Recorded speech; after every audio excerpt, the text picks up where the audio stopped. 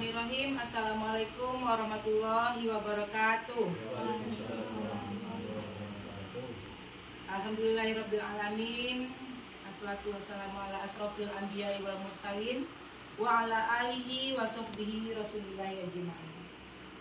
Puji syukur kita haturkan kehadiran Allah Subhanahu wa taala yang mana telah memberikan kita kesehatan sehingga kita bisa berkumpul dalam rangka kegiatan acara diskusi tentang visi misi sekolah dan kompetensi dalam kompetensi guru dalam proses pembelajaran di kelas. Ya.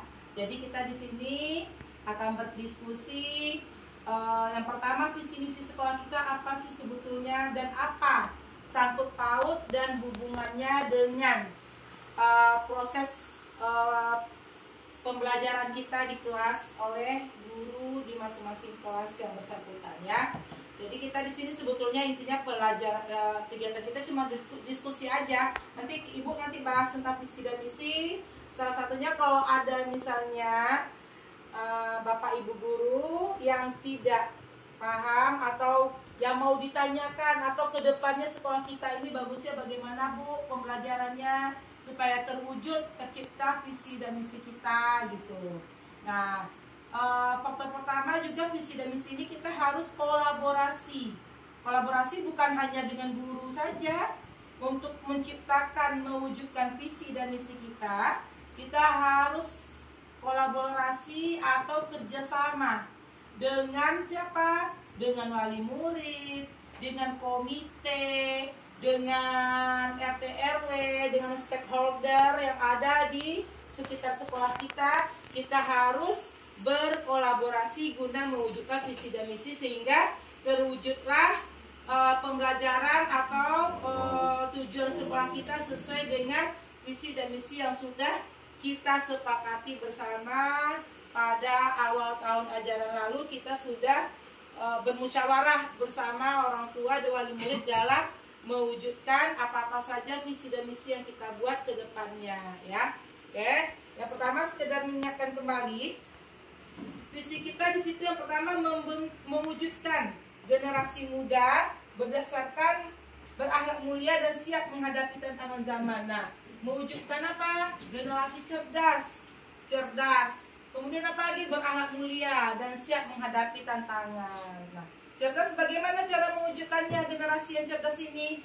Tentu kita sebagai guru atau selaku orang tua murid di sekolah, tentu kita sama-sama saling bekerja sama untuk mewujudkan pembelajaran yang menyenangkan bagi murid, sehingga kalau murid senang, bahagia dalam melakukan proses pembelajaran di sekolah atau di kelas, mereka akan dengan mudah menangkap atau menerima materi-materi pelajaran yang kita berikan. Benar nggak? Nah, kalau murid udah mendongkol, murid udah mumet aja pikirannya, nah kita selaku guru masuk dengan membentak, dengan memarah-marahin murid, sementara dia entah apa yang sudah dilaluinya di rumah sebelum berangkat, entah itu kena marah sama orang tuanya di rumah, entah itu dari rumah dia udah dapat tekanan-tekanan, entah dia adiknya atau kakaknya bertengkar di rumah sebelum berangkat sekolah. Kan anak-anak biasa ya seperti itu. Nah, sampai di sekolah nanti kita buat pembelajaran yang menyenangkan sehingga dia bisa melupakan tekanan dia ada di rumah tadi, atau dia pagi mau berangkat bertengkar dulu sama adiknya, sama abangnya. Sampai di sekolah dia menerima pembelajaran menyenangkan, otomatis mereka langsung paham atau langsung senang, bahagia setidaknya, sehingga itu menstimulasi kecerdasan otak anak ya. Yang kedua visinya apa? Berakhlak mulia. Nah, kita juga sama-sama selaku guru bagaimana kita menanamkan akhlak moral, bagaimana murid itu bisa beradab, dia punya adab, punya etika. Nah, dimulai dari apa? Dimulai dari kita pertama kali murid datang, kita ajarkan dia dulu menyelami kita.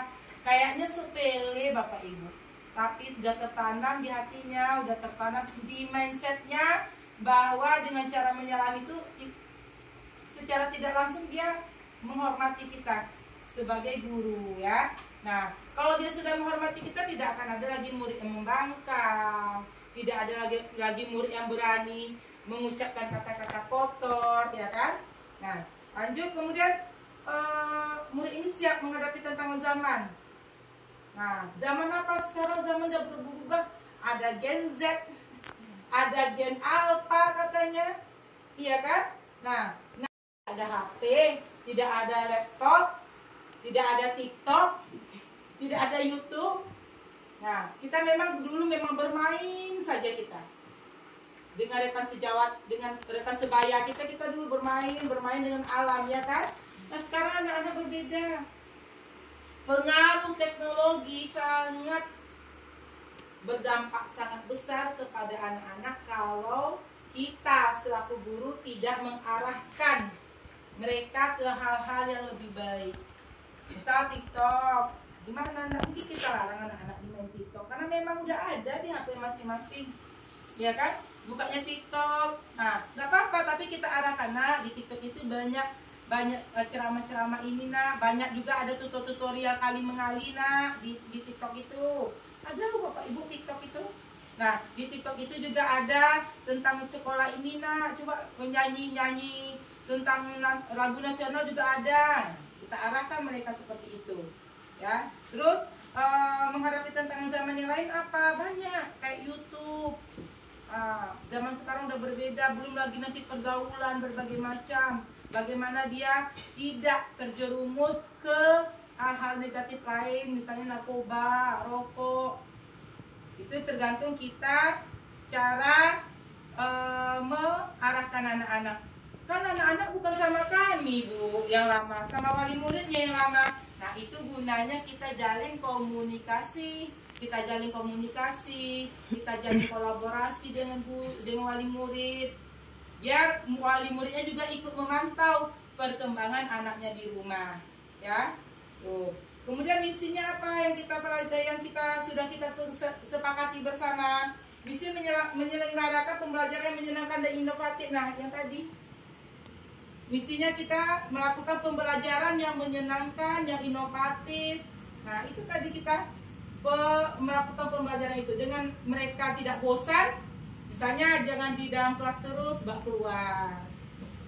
Jangan di teras terus, bak mereka di bawah pohon.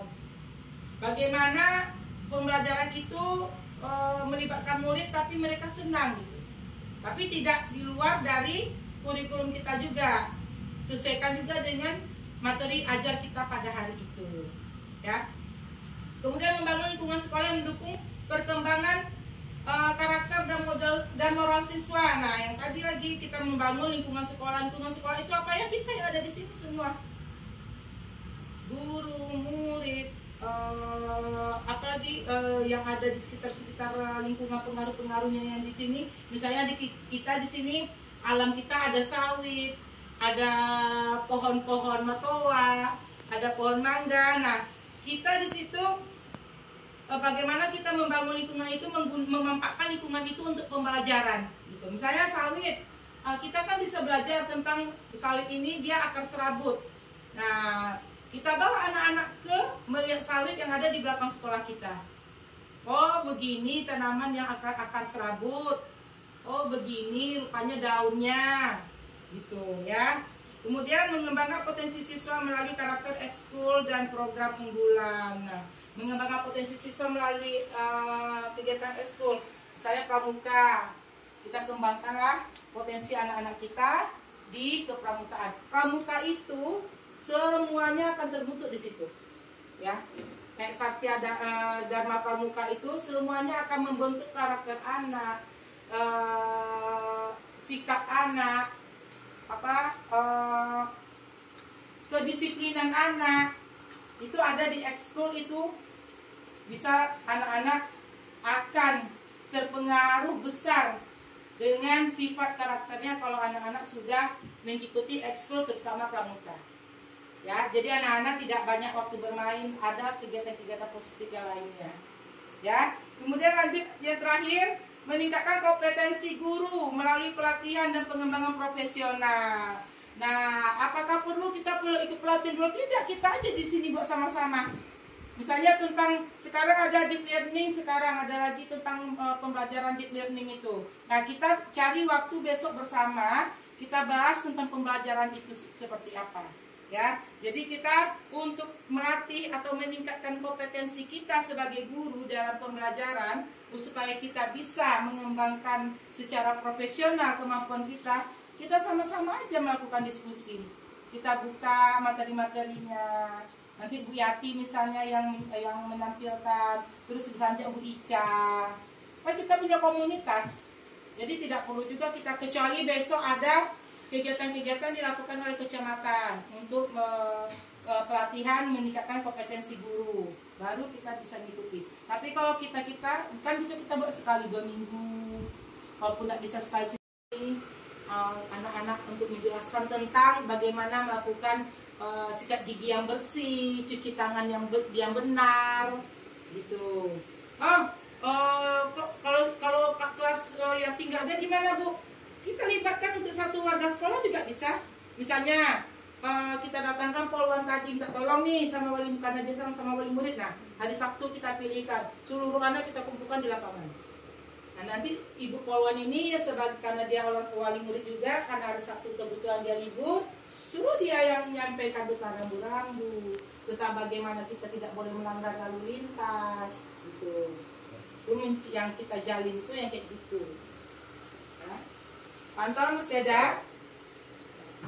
Nah, jadi demikianlah diskusi ringan kita tentang visi dan misi kita, bagaimana kita bisa mewujudkan generasi cerdas, berakhlak mulia, dan siap menghadapi tantangan zaman. Ya, mudah-mudahan kita selaku guru tidak pernah bosan dalam meningkatkan kompetensi kita, sehingga kita bisa melakukan atau melaksanakan pembelajaran yang menyenangkan dan inovatif bagi murid-murid kita.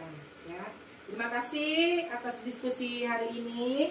Wabillahi taufiq wal hidayah. Assalamualaikum warahmatullahi wabarakatuh. Waalaikumsalam warahmatullahi wabarakatuh.